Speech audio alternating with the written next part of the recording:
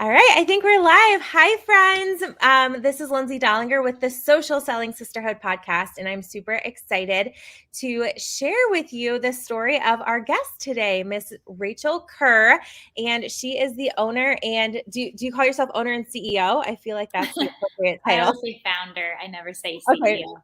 Okay, founder of the Beauty Boost, which she's going to explain all about what that is in a second. And I think you guys are going to absolutely love Rachel's story. I've heard it a few times at some of her different events and have found it really inspiring. And I love watching her journey. And I know it's a journey that so many of you are either currently on or are wanting a little bit of inspiration to do the same sort of thing. So, Rachel, welcome to the podcast. Thank you again for joining us. Yeah. And tell us all the things, girl. Who are you? What got you started? And where are you now? Yeah, you can cut me off if I go too long here. It's a loaded question. So I am currently sitting here in Columbus, Ohio. I'm 35, and I started a company called the Beauty Boost roughly 6 years ago. Our mission is to help women feel empowered, feel healthy, feel beautiful, and we execute that mission through these different events and experiences. So those events and experiences fall under the categories of weekend retreat getaways, fitness events, empowerment workshops, and socials. And really, anybody can grab a ticket to anything, but we also offer membership just because so many women come back to so many things and make it kind of more of like a lifestyle. So, membership just offers more bang for your buck with more perks. Currently, we are fully launched in 15 cities with 2 more on the way. And that all happened very fast, but I will backtrack. So, like I said, I started about 6 years ago. And so I was like, what, in my mid to late 20s then, I guess. And I had a bunch of jobs leading up to that. I worked for like L Brands, St. Jude Children's Research Hospital, a marketing firm. I think I never had a job longer than 2 years. And none of them were bad. I honestly had pretty decent salaries, like average salaries, like my coworkers, didn't hate the work I was doing, but never loved my days. I just felt very unfulfilled and I felt very guilty for feeling that way. This was way before the word freelancer or remote working really was a thing. So I just personally despised having to sit at my desk from like 8 to 5, 9 to 5 when I would get my work done or I wanted to leave for a workout or go home to Wheeling, West Virginia and visit my grandma and work remote, but I couldn't just based on these rules. So all that to say, I was feeling very dissettled in my life. And my good friend, Kim White, put out a post on Facebook because Instagram wasn't even invented yet, and said she had just gone through this life coaching program and she was looking for like a pro bono student. I didn't know what life coaching was really, but I loved free things. So I was like, I'll be your guinea pig. And that was one of the best things I ever did. She basically really helped me stop and ask myself a lot of questions that now I'm like, of course I would ask myself those questions. It's second nature. But I had never stopped to think about what kind of days I want to have, yada, yada. And so basically, I worked with her through a couple months. And then I simultaneously, I don't know if you guys follow Marie Forleo. She's like a Oprah, Tony Robbins business coach woman, but she's very tactical. Not so much woo woo, I would say. And I went through her B school. It was a 6-week course. And I also got my yoga certification at the time. So I was doing the things. I wasn't necessarily sure, like, of course, the Beauty Boost is exactly what it is today, but I was taking small steps along the way. And slowly, as I grew the Beauty Boost over 2 years, organically dwindled down my corporate job. I wasn't like a person that just up and quit my job and went for it. I always had to pay for everything myself and very strategic with my money and all that. So I didn't really feel like I could just do that, where I have some friends that do, and it's great. I'm just not that kind of person. And so I took very small baby steps along the way. Oh my gosh, I love so much of what you just said because like that's totally me too. I want to be very like almost like safe where I'm like, okay, I'm gonna like slowly, naturally, organically build my business and not make anything drastic just in case. And I remember watching it because I didn't know for a long time. So how long was the Beauty Boost just in Columbus? Yeah, so I actually never imagined it would be anywhere else even. It was around, I think, so I was doing it on the side for the first 2 years. And then by year 3, I left my corporate job and was just dabbling in teaching yoga for some side money and some basic freelance work remote, but fully doing the Beauty Boost. So it was around like year 3.5 where it seemed like out of nowhere, all within the same month, women were either emailing or then Instagram messaging like, hey, I heard about the Beauty Boost somehow, or I attended an event, but I don't live there. Can you recommend something in my city, or is it here? And that's what got the wheels churning. And myself and a gal named Lindsay helped launch it in Cincinnati and Cleveland. And then a friend from home launched it in Pittsburgh. And so those were the main cities we were in up until this past December. And then from December to March, so we went from 5 cities to fully launch in 15. I never tried, didn't reach out to anybody. It was just women sharing it and reaching out to me. And it's a franchise model on the back end, which is different than what we used to have, but it is by far much, much better for the women running it in their cities. So they fully own the Beauty Boost in whatever city they're in. Oh, very cool. Okay, yeah, I wasn't Mhm. aware of that. That's really awesome. Yeah. Okay, so when you very first got started, like how you were Mhm. doing it while you were also working your full-time job, how did you go about, even promoting or About finding new everything. people? Yeah, everything, honestly, yeah, everything, because there's That's some something. people. Yeah, I do a lot of free calls with people, like an initial call, because I love helping Mhm. women with that kind of stuff. Just I find it fascinating if they have an idea, but they're just not sure how to get it going. So Marie Forleo's B School, I would highly recommend. It was life changing for me. I mean, I went to Otterbein. I had a double major, double minor in PR, business communications.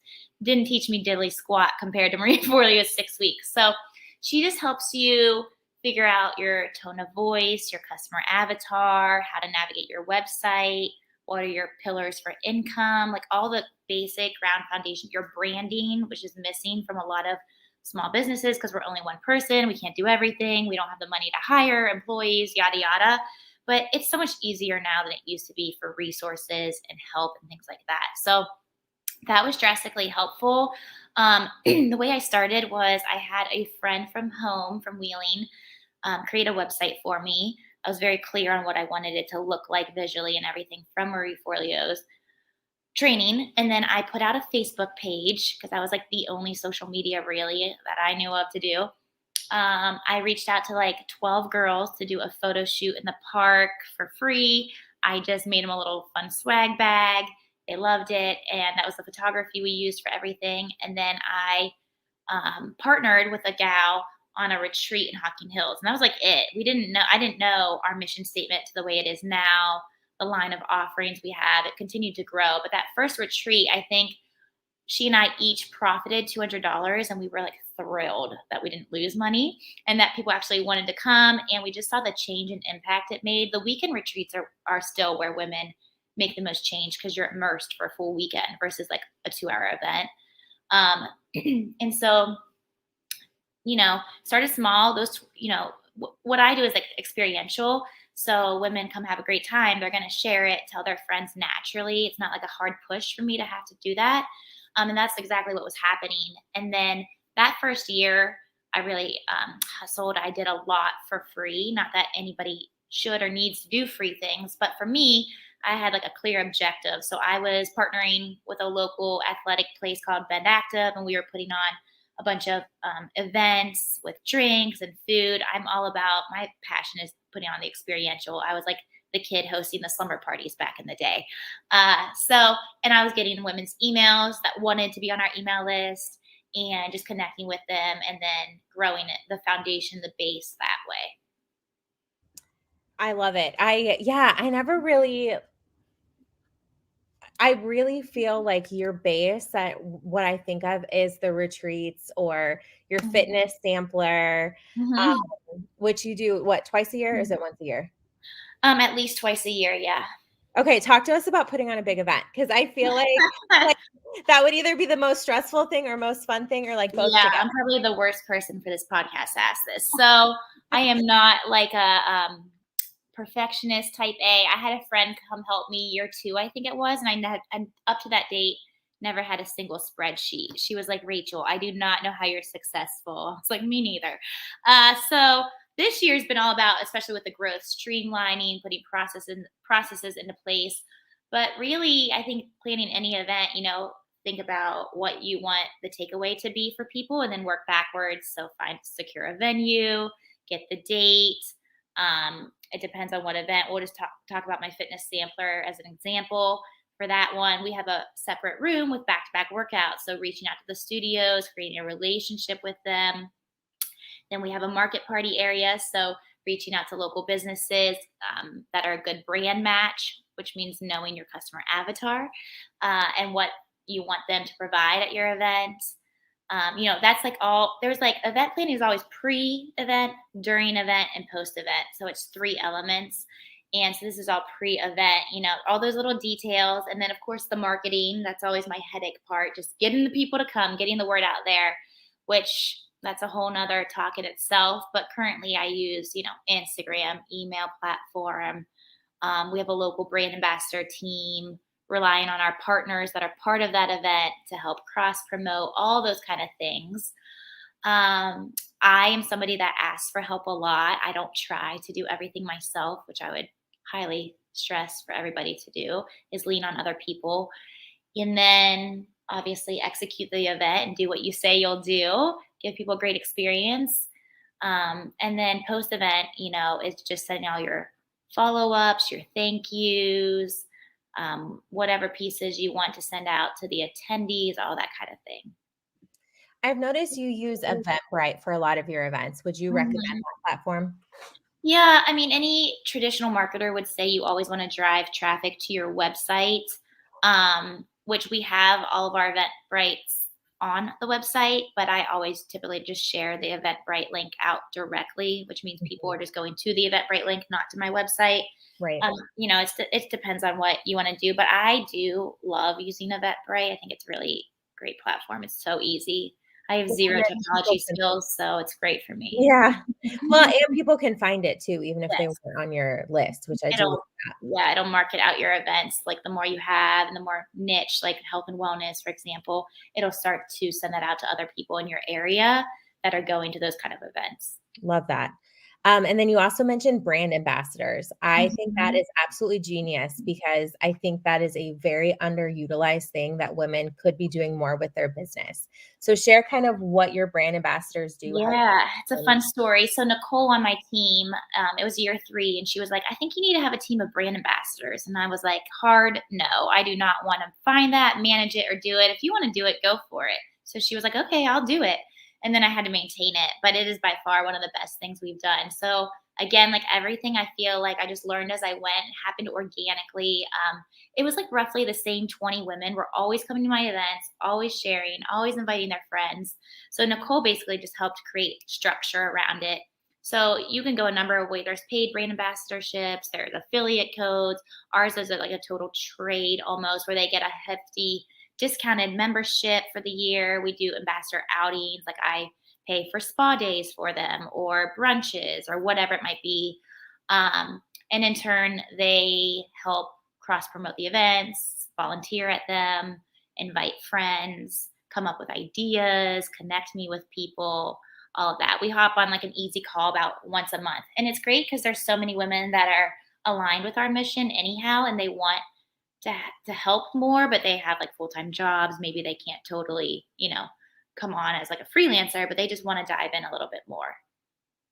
And we're actually gearing up right now for 2022 brand ambassadors. So if someone listening to this would be interested in doing that, what would they need to do? Yeah, I would say like for someone listening that wants to get involved in any capacity, number 1 would be like go to the website, enter your email, because you're going to get once a week, don't spam you, events and happenings email in any of the existing cities we're in when you listen to this. And we do have some virtual events. And then 2, if you find a city we're in and you're like, oh, I want to get more involved, there should be a link on the Instagram for a brand ambassador application. We have a different Instagram for every city we're in. So it kind of showcases that city. And then 3, if you are listening and you're in a city we're not in and you're interested in starting it or owning it there, you would just email me. And my email and phone number is on the website, thebeautyboost.net. And I'll be sure to link that, guys, in the show notes as well. So you can just quickly click on it and go right there. Yeah, or text. I'm like an open book on there. It's Yes, all I can attest to that, guys. Rachel will always respond to you. And that's one of the things that I love. Well, and I feel like your events are so affordable for women because there are so many coaches and programs out there that I'm like, they're not accessible to everyone. And I love that about the Beauty Boost. Yeah, thanks. When I was going through Marie Forleo's program, asking myself, what do we want? And so, I mean, there's a lot of companies out there that have like a higher end ticket sale with less people, and that's great. For me, I wanted to be able to offer it like a lifestyle, like I was saying. So our ticket prices are anywhere, honestly, from like $10 to $30, and I wanted to be able to have more energy, more women coming together at a cheaper price point versus the opposite. Yeah, I love that. And I have met new women at any event of yours that I've gone to. Over the years and stayed in touch with them. And I love how that you have done a really great job of building community, whether it is local community online, just kind of all over the world. And it's spreading. And that's what Mhm. happens when you put good vibes out there, right? Yeah, thanks. So before we wrap up, Rachel, what would be one piece of advice or one tip you would have for the woman listening to this and is like, okay, I have this like either this passion on my heart that I really want to get started with, or I'm not necessarily happy with my job and I would love to do something like Rachel. What would you tell her to do? Which should she? Yeah, I would say it's like a combo. If you think of like a pie chart, slices of the pie, one would be to surround yourself with other people that are doing things you want to be doing. It doesn't have to be in the same genre. So, like when I was starting, there wasn't that many people that I knew of in Columbus that were owning their own businesses or doing their own thing. It was like very corporate. This is your path for life. And that's fine if that's what people want. It just wasn't what I wanted at the time. And I felt like crazy because I didn't want that. So I went to events. We have a local company called the Wonder Jam. They were putting on events. It wasn't even necessarily for the content of the events. It was just like who I would meet at the events, or being part of a group like the Beauty Boost or things like that. And then two would be to get a coach. Like you said, there's all types of coaches, all different price points, but I always share out resources for coaches if anyone is looking and listening. And that's the great part about being remote. You can do it through Zoom or whatever. But working with a coach, whether it's a life coach, which usually helps you kind of figure out more of like, what do I want to do with my life or a certain area, or a business coach. If you're like, here's what I have, I know this is what I want to put out in the world. I just need help with my revenue line items or something like that. It would be a business coach. And I work with both. So those things. And then I kind of told myself I was doing like a mental cleanse the first year before I even launched. So all I was doing was like reprogramming my thoughts to myself, which sounds crazy. But I was like getting ready in the morning for my corporate job and listening to a snippet of Marie Forleo's free content, which she has a ton. Or I would listen to like a podcast on my walk with my dog or whatever it might be. I just tried to like really feed my mind, read a book, feed my mind with like this kind of content. I love that. That's great. Literally all of that. I 100% can vouch for the coach. Yeah. The coaches, like I'm actually my call right after I get off here with you, Rachel, is with my coach. That's what I'm like, yes, doing back to back. And I love how you said reprogramming your mind because Mhm. it's really kind of what we get to do. We are so used to being in a society where things have to be a certain way. And I love that you recognize that. And we're like, no, I've got to get out of this, this box that Yeah. I've been put into. It gets easier as you keep doing it, and it gets Mhm. easier as you surround yourself with the right people, I think. Yeah, For doing it. 100% agree. Mhm. So again, everyone, you guys need to check out Rachel. Thank you so much for chatting with us and sharing Yeah. all that. I love your story. Guys, you have to check out one of Rachel's events. Do you guys still do a vision board event? Yeah, we're doing a big one for January called the Year Project. So it's going to incorporate the vision boarding, but it's so much more. So super excited. So we're Ooh. launching all of our 2022 events here shortly before the end of the year. Some will be like a repeat and some will be fresh.